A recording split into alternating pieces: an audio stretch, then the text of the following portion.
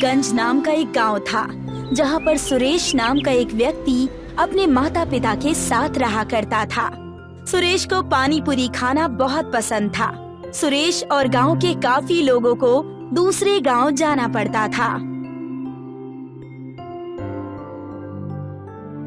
माँ, थोड़े पैसे मिल सकते हैं? मुझे पानी पूरी खाने जाना है। नहीं, बिल्कुल भी पैसे नहीं मिलेंगे। 20 रुपए के पानी पूरी के लिए 40 रुपए खर्च करके पानी पूरी खाने जाते हो तुम। माँ, आप क्या कर सकते हैं? हमारे गांव में पानी पूरी वाला तो है ही नहीं। इस गांव में बड़े पहाड़ को छोड़कर और कुछ नहीं है। जब सुरेश अपनी माँ से ये बात कर ही रहा होता है, उतने में ही सुरेश के पिता वहाँ आ जाते हैं। बेटा, तुम जब देखो तब सिर्फ पानी पूरी खाने की ही बातें करते रहते हो। ये सब छोड़कर कोई काम धंधा क्यों नहीं ढूंढ लेते? मेरे हाथ खेती कर कर के घिस चुके हैं। हाँ पिताजी, मैं काम ढूंढ लूंगा। जब देखो तब आप मुझे ताना देते रहते हैं। अच्छा छोड़िए, थोड़े पैसे दे दीजिए। पानी पूरी खाने दूसरे गांव सुभाष नगर जाना है। बेटा, तुम कब सुधरोगे? सुरेश के पिताजी सुरेश को पानी पूरी खाने के लिए 50 रुपए देते हैं और सुरेश गांव के बड़े से पेड़ के नीचे जाकर अपने दोस्त रोहन का इंतजार करने लगता है। रोहन थोड़ी ही देर में वहां पहुंच जाता है। क्या हुआ? तुम इतने चिंता में क्यों लग रहे हो? अभी क्या बताऊं रोहन, माँ और पिताजी दोनों ही काम ढूंढने के लिए दबाव बना रहे हैं। मैं काम तो करना चाहता हूँ, मगर कोई काम मिले तब ना। बात तो सही कह रहे हो। अब मुझे ही देख लो, मैं कब से काम ढूंढ रहा हूँ, मगर मुझे अब तक कोई काम नहीं मिला। खैर छोड़ो, जल्दी चलो, नहीं तो सुभाष नगर जाने वाली बस छूट जाएगी। हाँ, चलो। सुरेश और रोहन दोनों ही पानी पूरी खाने के लिए निकल जाते हैं और दूसरी ओर गांव का लालची जमींदार लखन अपने कामगार गुल्लू को अपने पास बुलाता है। बताइए, क्या काम आ गया मालिक? मैं कोई नया व्यापार करना चाहता हूँ। बताओ, इस गांव में लोगों के पास ऐसा क्या नहीं है जो मैं इन्हें दे सकूं और थोड़े पैसे ऐड सकूं? वैसे तो मुझे कुछ ऐसा पता नहीं मालिक, मगर गांव के काफी लोग पानी पूरी खाने दूसरे गांव जाते हैं, क्योंकि इस गांव में कोई पानी पूरी बेचता ही नहीं है। सिर्फ पानी पूरी खाने के लिए दूसरे गांव जाते हैं? अब आएगा मजा।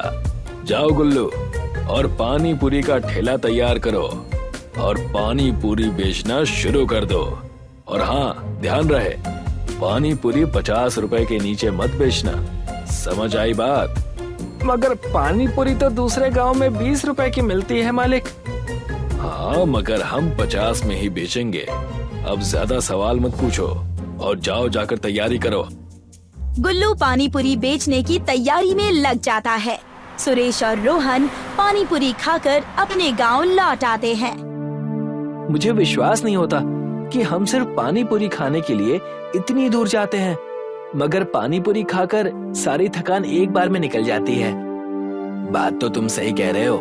काश हमारे गांव में भी एक पानी पूरी की दुकान होती तो हमें इतना दूर जाना नहीं पड़ता।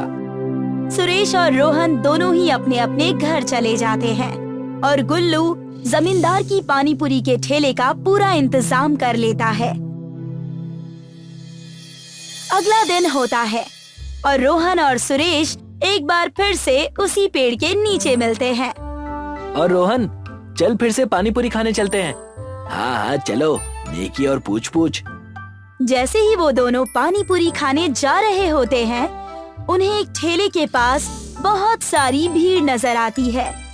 अरे, यहाँ इतनी भीड़ क्यों है? चलो जाकर देखते हैं। सुरेश और रोहन भीड़ की वजह से देखने जाते हैं। जैसे ही वो दोनों वहाँ पहुँचते हैं, उन्हें वहाँ पर गुल्लू पानी पूरी बेचते हुए दिखाई देता है। अरे वाह, ऐसा लगता है ऊपर वाले ने हमारी सुन ली। सही कह रहे हो। रोहन गुल्लू से पानी पूरी का भाव पूछता है और दोनों ही पानी पूरी का भाव सुनकर हक्का बक्का रह जाते हैं। 50 रुपए? इतना ज्यादा? दूसरे गांव में तो सिर्फ 20 रुपए में ही पानी पूरी मिल जाती है। उतने में ही जमींदार लखन वहाँ पहुँच जाता है और कहने लगता है, तो वहीं जाकर खा लो पानी पूरी, हमने कहाँ मना किया है। वैसे भी दूसरे गांव में पानी पूरी खाने के लिए भी 50 रुपए ही दे रहे थे ना, तो इससे अच्छा यहाँ दे दो, क्या दिक्कत है? अच्छा, तो ये आपकी दुकान है, तभी सोचूं कि ये इतने ज्यादा दाम में पानी पूरी क्यों बेच रहा है। कोई बात नहीं, हम भी हमारी पानी पूरी की दुकान खोलेंगे और गांव वालों को कम पैसों में पानी पूरी खिलाएंगे। जाओ जाओ, बस गांव में एक मैं ही हूँ जिन्हें बाहर के लोग पानी पूरी की पूरी बना कर देते हैं। जरा मैं भी तो देखूं कि तुम दुकान कैसे खोलते हो। सुरेश और रोहन दोनों ही वहाँ से निकल जाते हैं और सोचने लगते हैं कि वो कैसे पानी पूरी की दुकान के लिए पूरी ढूंढ सके।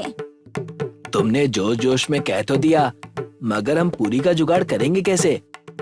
हमें कुछ ना कुछ तो करना ही होगा, वरना ये जमींदार ऐसे ही लोगों से पैसे ऐंठता रहेगा। जब वो ये बात कह ही रहे होते हैं, वहाँ से एक बूढ़ा व्यक्ति बड़ी ही थकी हुई हालत में गुजर रहा होता है। पानी, पानी, कोई मुझे पानी दे दो। आप ठीक तो है ना दादाजी? रुकिए, मैं अभी पानी का बंदोबस्त करता हूँ। रोहन, जाओ, पास में जो भी घर हो वहाँ से पानी लेकर आओ।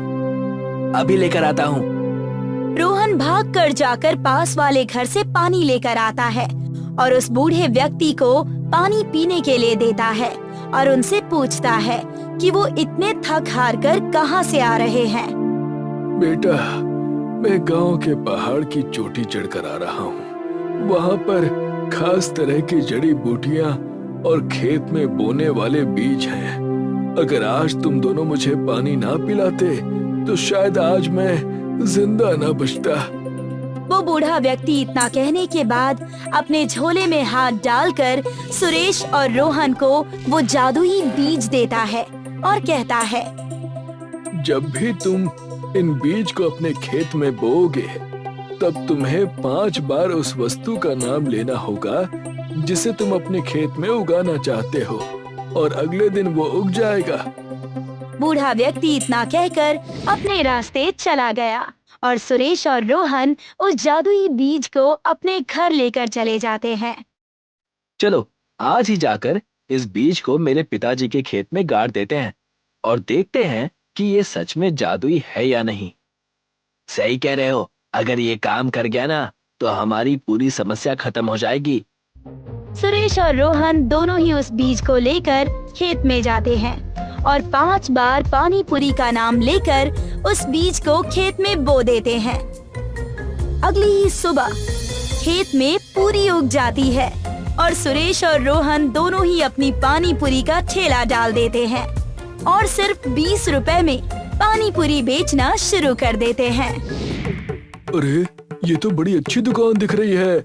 जरा एक प्लेट तो लगाना भाई। जी, अभी लगाता हूँ।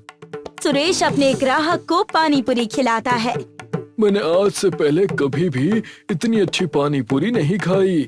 मजा आ गया इस पानी पूरी को खाकर। एक काम करो, और 2 प्लेट लगा दो और 2 प्लेट घर के लिए भी बांध दो। धीरे धीरे करके सभी सुरेश और रोहन के पानी पूरी के ठेले पर आने लगते हैं।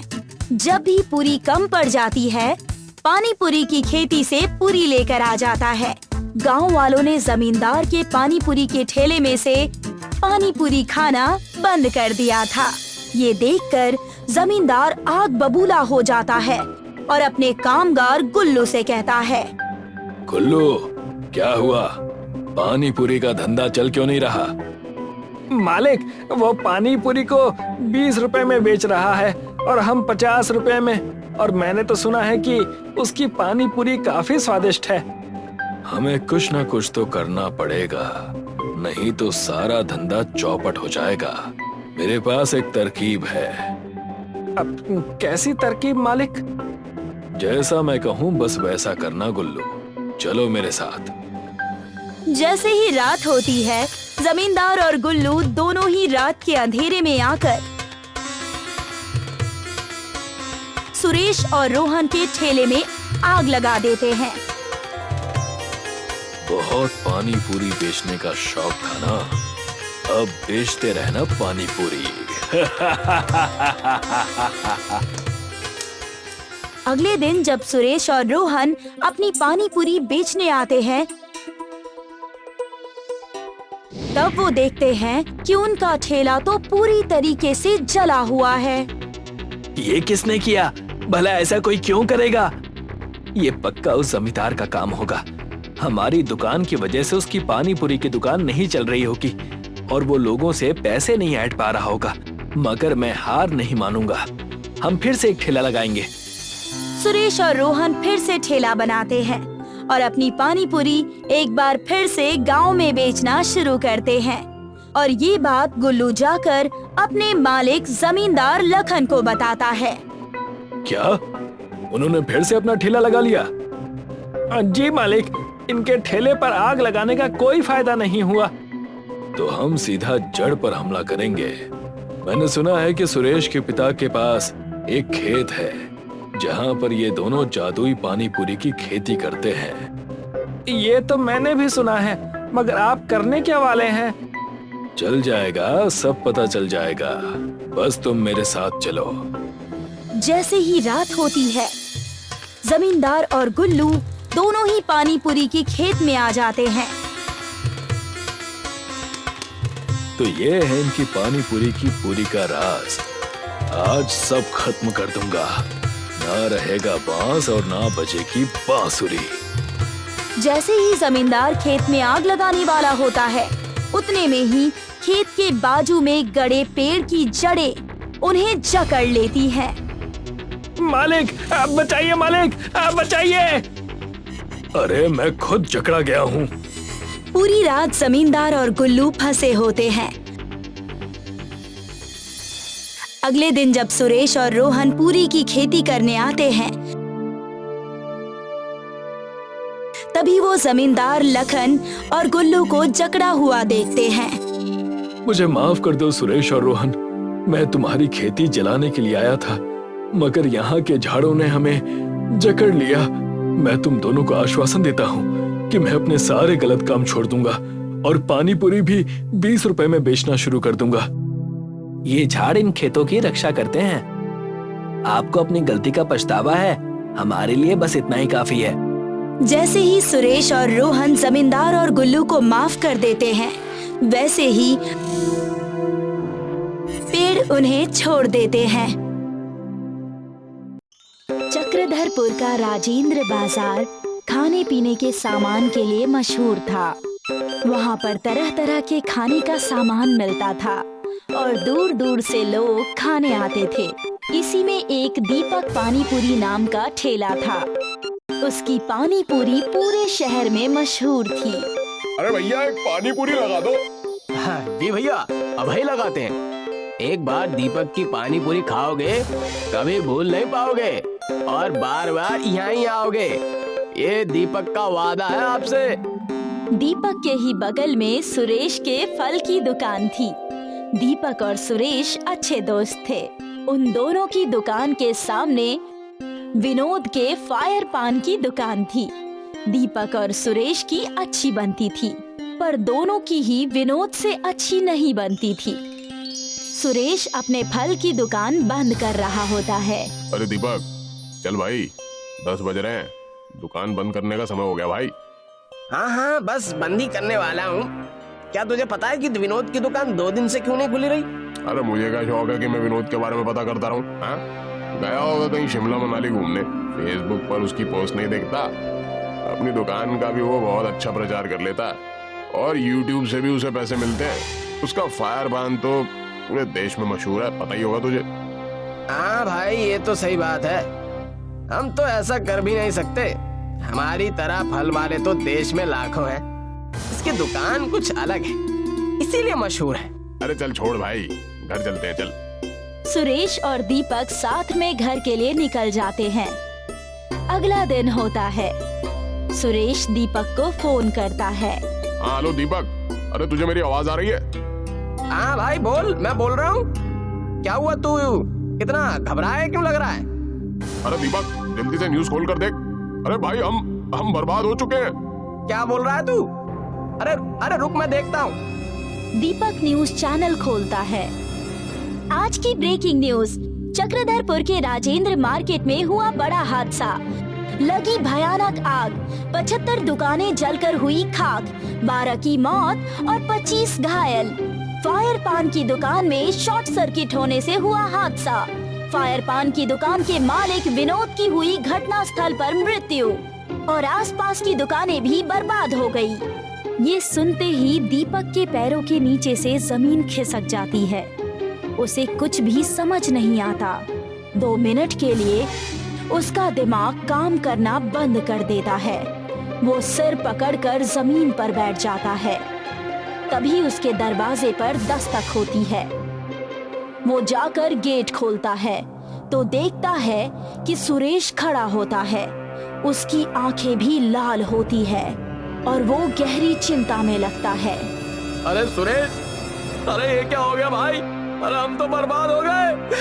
अरे विनोद के बारे में हम कल क्या क्या बोल रहे थे, एक आखिरी बार उससे मिल भी नहीं पाए।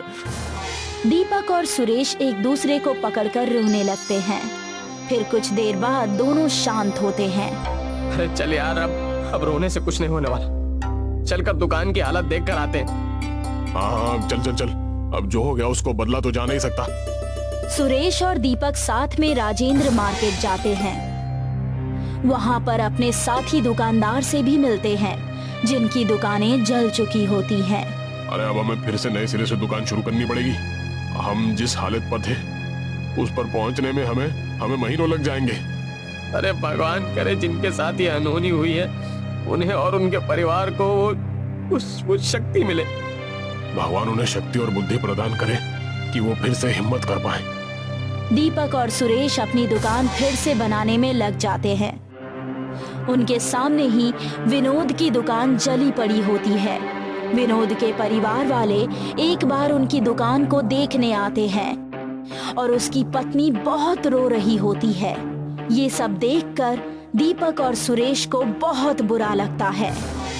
यार, जब भी मेरी नजर विनोद की जली दुकान पर पड़ती है तो मुझे उसकी याद आ जाती और बहुत दुख होता। उसकी फायर पान की दुकान कितनी फेमस थी।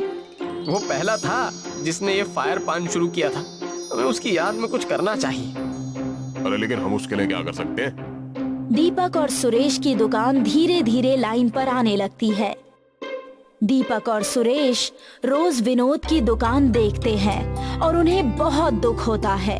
फिर एक दिन दीपक को एक आइडिया आता है। यार सुरेश, मेरी बात सुन, मुझे एक आइडिया है। क्यों ना विनोद के फायर पान से इंस्पायर होकर फायर पानी पूरी बनाए। इसका क्रेडिट विनोद को ही देंगे। इससे लोग उसे याद भी रखेंगे और हो सकता है हम भी फेमस हो जाएं। हाँ यार, तेरा आइडिया तो बड़ा अच्छा है, बिल्कुल अलग है। मुझे लगता है तुझे ये करना चाहिए। इसके बाद दीपक और सुरेश मिलकर फायर पानी पूरी की दुकान शुरू करते हैं। उसमें एक बड़ा सा पोस्टर लगाते हैं जिसमें विनोद के बारे में लिखा होता है और उसे ट्रिब्यूट दिया होता है। उसमें लिखा होता है कि कैसे दीपक को विनोद की जगह से फायर पानी पूरी बनाने की प्रेरणा मिली। उसमें विनोद के बारे में भी लिखा होता है कि जैसे वो हमेशा कुछ नया करने की कोशिश करता था। वो लोग एक और बोर्ड भी बनाते हैं जिसमें लोग अपना रिव्यू लिख सकते हैं। देखते ही देखते युवाओं में ये फायर पानी पूरी बहुत फेमस हो जाती है। अरे देखा तूने, मैंने कहा था ना तेरा आइडिया जरूर सफल होगा। मुझे पहले ही पता था विनोद को भी कितना अच्छा लगता होगा कि उसके कितने सारे फ्रेंड्स थे। लोग उसके बारे में भी कितनी प्यारी प्यारी बातें हमारे रिव्यू बोर्ड पर लिख कर जाते हैं। अगर वो ये सब देख पाता तो कितना खुश होता। अरे हाँ यार, ये बात तो सच है। उसे तो सच में बहुत खुशी होती। मुझे लगता है हमें भी एक YouTube चैनल बनाना चाहिए जिससे हमारी भी पहुंच दूर दूर तक हो जाए। हाँ, इस बात में तो बिल्कुल देरी नहीं करनी चाहिए। इसके बाद सुरेश और दीपक फायर पानी पूरी के नाम से एक YouTube चैनल बनाते हैं।